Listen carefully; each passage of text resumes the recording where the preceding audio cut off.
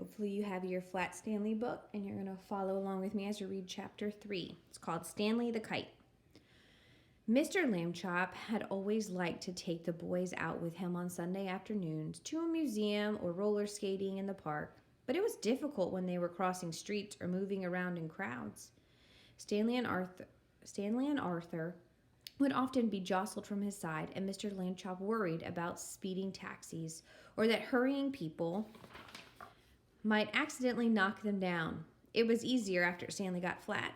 Mr. Lambchop discovered that he could roll Stanley up without hurting him at all. He would tie a piece of string around Stanley to keep him from unrolling and make a little loop in the string for himself. It was as simple as carrying a parcel, and he could hold on to Arthur with the other hand. Stanley did not mind being carried because he had never much liked to walk.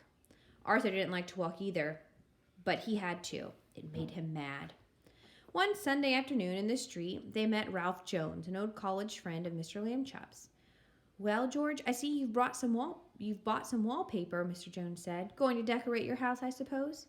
"Wallpaper," said Mr. Lambchop. "Oh, no, this is my son Stanley." He undid the string and Stanley unrolled. "How do you do?" Stanley said. "Nice to meet you, young feller," the man said. "George," he said to Mr. Lambchop, "that boy is flat." "Smart, too," Mr. Lambchop said. "Stanley is third from the top in his class at school." "Phooey," said Arthur. "This is my younger son, Arthur," Mr. Lambchop said, "and he will apologize for his rudeness." Arthur could only blush and apologize.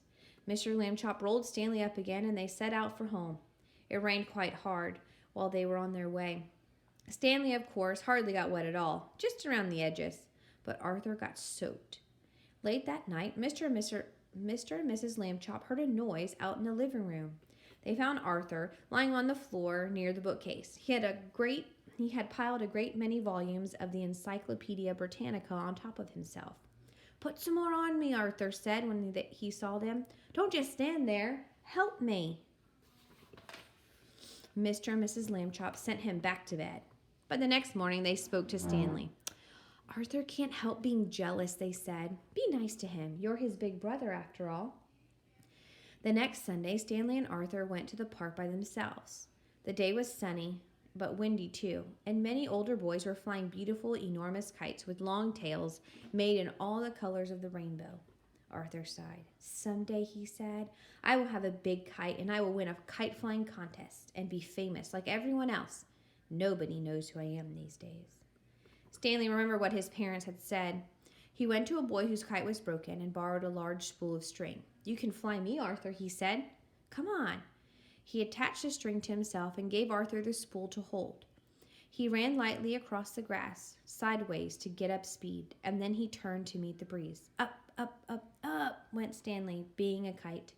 He knew just how to manage on the gusts of wind. He faced full into the wind if he wanted to rise, and let it take him from behind when he wanted speed. He only had to turn his thin edge to the wind carefully, a little at a time, so that it did not hold him. And then he would slip gracefully down toward the earth again. Arthur let out all the string, and Stanley soared high above the trees, a beautiful sight in his red shirt and blue trousers against the pale blue sky. Everyone in the park stood still to watch. Stanley swooped right and then left in long matching swoops. He held his arms by his side and zoomed at the ground like a rocket and curved up again toward the sun. He side-slipped and circled and made figure eights and crosses and a star. Nobody has ever flown the way Stanley Lambchop flew that day. Probably no one ever will again. After a while, of course, people grew tired of watching, and Arthur got tired of running about with the empty spool. Stanley went right on, though, showing off. 3 boys came up to Arthur and invited him to join them for a hot dog and some soda pop. Arthur left the spool wedged in the fork of a tree. He did not notice, while he was eating the hot dog, that the wind was blowing the string and tangling it about the tree. The string got shorter and shorter, but Stanley did not realize how low he was until leaves brushed his feet, and then it was too late. He got stuck in the branches. 15 minutes passed before Arthur and the other boys heard his cries and climbed up to set him free. Stanley would not speak to his brother that evening, and at bedtime, even though Arthur had apologized, he was still cross. alone with Mr. Lambchop in the living room. Mrs. Lambchop sighed and shook her head. "You're at the office all day having fun," she said. "You don't realize what I go through with these boys. They're very difficult." "Kids are like that," Mr. Lambchop said. "Phases. Be patient, dear." We'll stop there.